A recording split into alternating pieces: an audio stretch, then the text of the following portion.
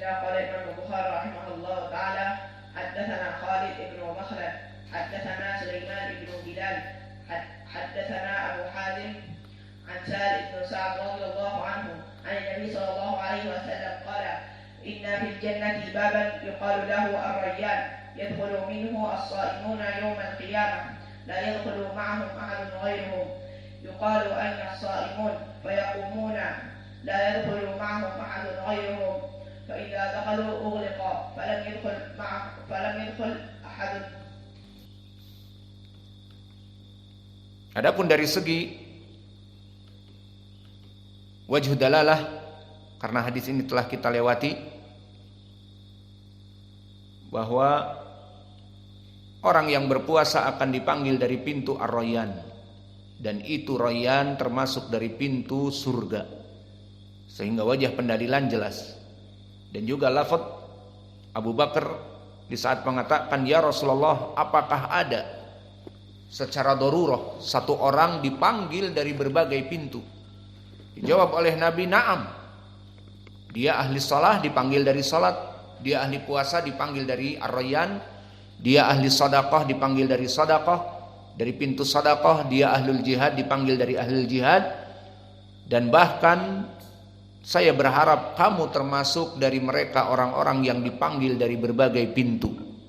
Maka ini menjadi pendalilan keutamaan Abu Bakar radhiyallahu anhu, di mana dia diharapkan oleh Nabi masuk kepada jenis orang-orang yang dipanggil dari berbagai pintu. Maka wajah pendalilan jelas. Kita masuk kepada hadis yang kedua. Qala al-Imam al-Bukhari rahimahullahu taala, haddatsana Ibrahim bin Musa, akhbarana Ibnu Jurayd, akhbarani Atha an Abi Saleh Az-Zayyad annahu sami'a Abu Hurairah radhiyallahu anhu yaqul, qala Rasulullah sallallahu alaihi wa ala alihi wasallam, qala Allahu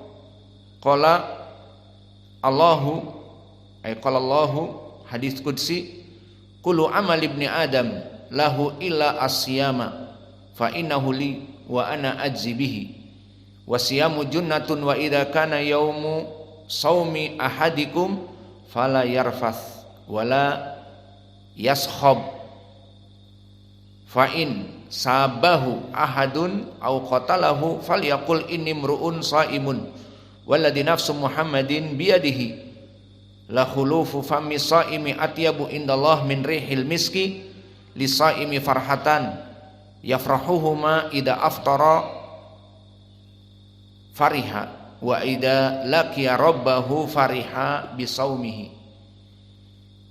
Maka hadis ini dari segi wajah pendalilan jelas. Hadis ini hadis yang sering kita ulang, namun kita ulang dikarenakan masuk kepada berbagai bab dari lafaz-lafaznya.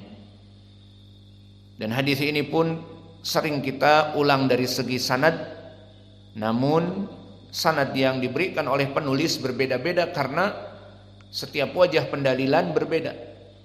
Di saat menyebutkan kekhususan puasa dikarenakan lafaz fa innahu li wa ana ajzibih sebagai ikhtisas idhafah li tasyrif, maka sanadnya lain.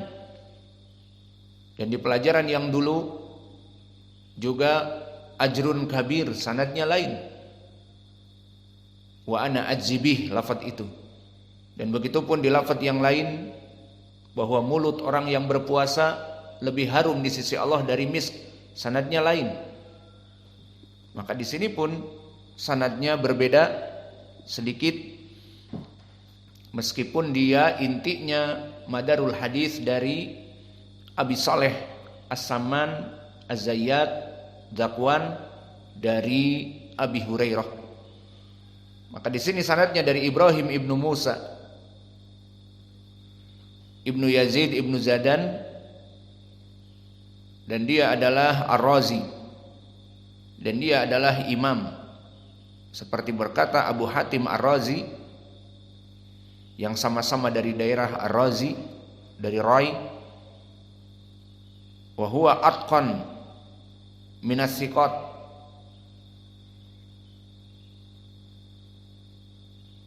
Dan berkata Abu Zur'ah, atqan min Abi Bakar ibnu Abi Syaibah. Imam Abu Bakar ibnu Abi Syaibah masih kalah dengan orang ini, kata Abu Zur'ah. Dan berkata Abu Abdillah Al-Hakim Sahibul Mustadrak, siqatun ma'mun. Dan disikohkan oleh An-Nasai.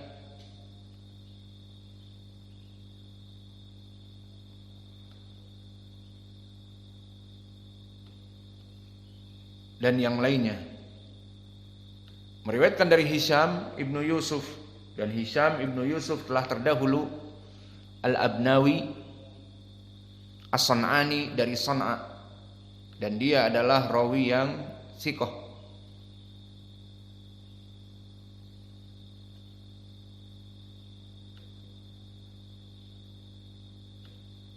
Dan telah dipuji oleh para ulama.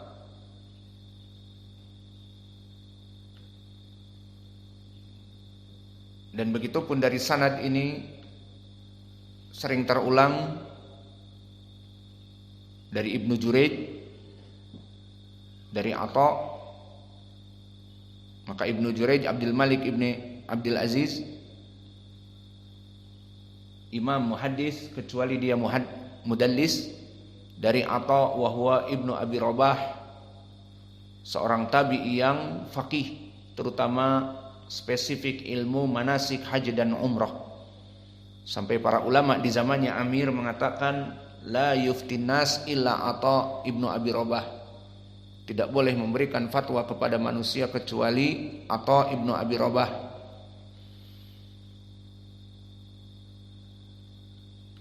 Maka langsung kepada Abi Hurairah, karena Abu Saleh Dakwan As-Samman pun rawi yang di atas derajat sikoh, telah terdahulu. Maka wajah pendalilan di sini dari lafaz-lafaz yang terulang adalah lisaimi farhatan, untuk orang yang berpuasa itu dua kebahagiaan. Kebahagiaan yang pertama di saat dia berbuka, dan ini secara fitrah. Siapa yang berpuasa semua hari ini? Semuanya puasa. Maka yang berpuasa nanti maghrib kalian akan senang memakan makanan yang ada itu di dunia secara fitrah, di mana dia melaparkan dirinya dan hausnya untuk Allah, kemudian dihalalkan untuk berbuka, maka dia akan senang secara fitrah. Dan yang menjadi poin pendalilan farah yang kedua apa? Wa farhatun inda liqa'i rabbih, dan dia akan berbahagia di saat bertemu dengan Allah. Ini poin pendalilan hadis kita. Maka wajah pendalilannya kalimat al-liqa di sini dia. Wa farhatun inda liqa'i rabbih. Disebutkan oleh Syekhul Islam Ibnu Taimiyah di Majmu' al-Fatawa, kalimat al-liqa telah ditafsirkan oleh para salaf bimakna al-mu'ayanah wal musyahadah.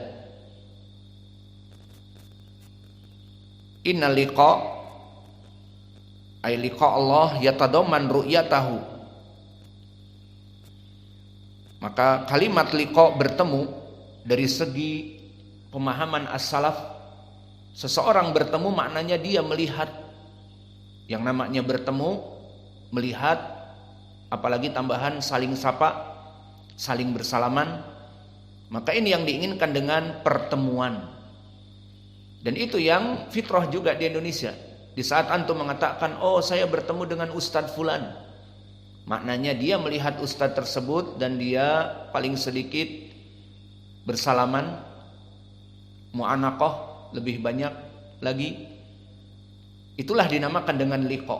Adapun jika dia hanya melihat si Ustadz dan si Ustadz tersebut tidak melihatnya, tidak dinamakan al-liqa. Hanya, oh aku melihat Ustadz di pasar, aku melihat Ustadz di rumah fulan, tapi dia tidak melihatku, tidak dinamakan al-liqa.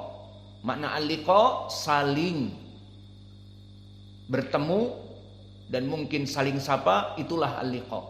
Maka Imam Ibnu Taimiyah mengatakan dari segi kesepakatan ahlul lughah, makna al-liqa mengilzamkan untuk saling melihat, paling sedikit saling menyapa, dan seterusnya. Maka liqa Allah farhatun inda liqa'i rabbih, orang yang berpuasa senang di saat melihat Allah, bertemu dengan Allah, maknanya mengilzamkan dia melihat Allah. Dan ini adalah dari manhaj Ahlus Sunnah wal Jamaah, bahwa manhaj Ahlus Sunnah wal Jamaah dari segi permasalahan akidah melihat Allah, maka manhaj Ahlus Sunnah wal Jamaah menyatakan kita melihat Allah di dua tempat, di arasatil qiyamah sebelum dimasukkan ke surga, dan di dalam surga di hari akhirat kelak.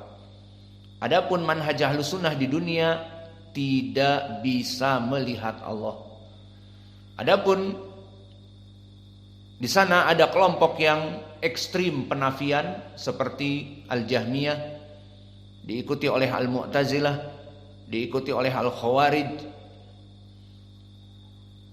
Maka mereka juga diikuti oleh Asy-Syiah Ar-Rafidhah. Mereka menafikan pertemuan dengan Allah.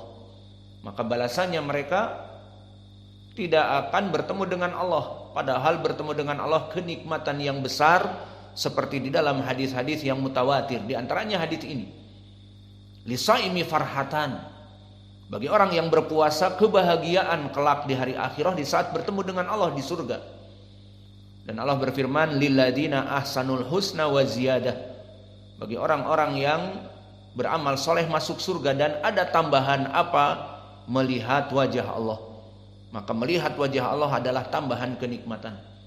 Dan juga di dalam Al-Quran, wujuhu yawma idin nadhirah ila rabbiha nadhiratun. Maka mereka orang-orang penduduk surga sumringah, bahagia, mereka melihat Allah.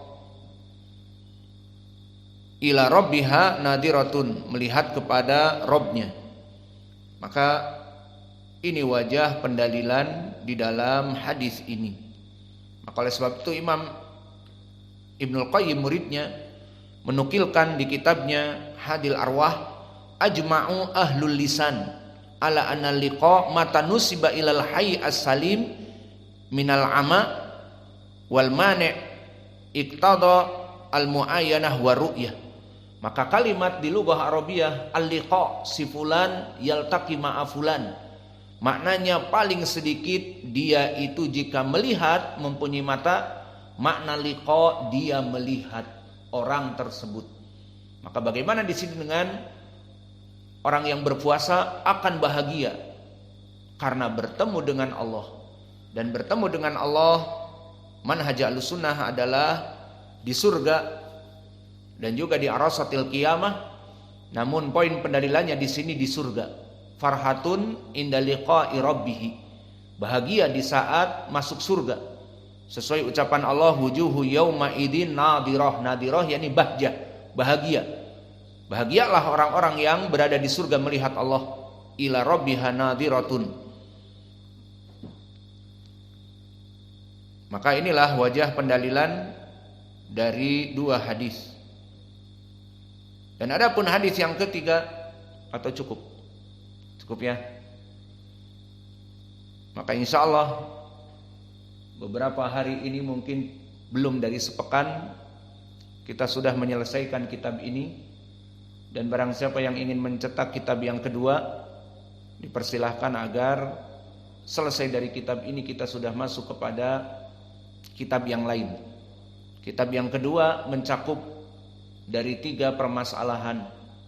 Kalau di sini mencakup terutama permasalahan keutamaan dari puasa, maka di kitab yang akan datang berbicara tentang ahkam, hukumnya, mulai dari syarat diterima puasa dan juga bagaimana hukum masuknya bulan Ramadan. Ini juga perkara yang penting. Berapa dari awam masuknya Ramadan itu mereka bingung, dan jika masuk pun ikhtilaf mengikuti ormas-ormas mereka. Ada yang hari ini masuk puasa Ramadan, ada yang dari kemarin puasa, ada yang besok. menyelisihi pemerintah yang ada dan sebagainya. Dan permasalahan ini nanti akan kita bahas di kitab yang kedua, dan nanti setelah itu ada kitab yang ketiga, bagaimana sifat puasa mulai dari sahur dan mulai dari berbuka, dan juga bagaimana pembatal-pembatal puasa dan yang lainnya, banyak.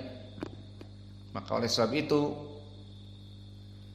pelajaran kita di sini, pelajaran fikih sekaligus ilmu hadis, masuk kepada pembahasan ilmu hadis seperti pembacaan Sahih Al-Bukhari. Kita jelaskan sanad-sanadnya dan fikihnya.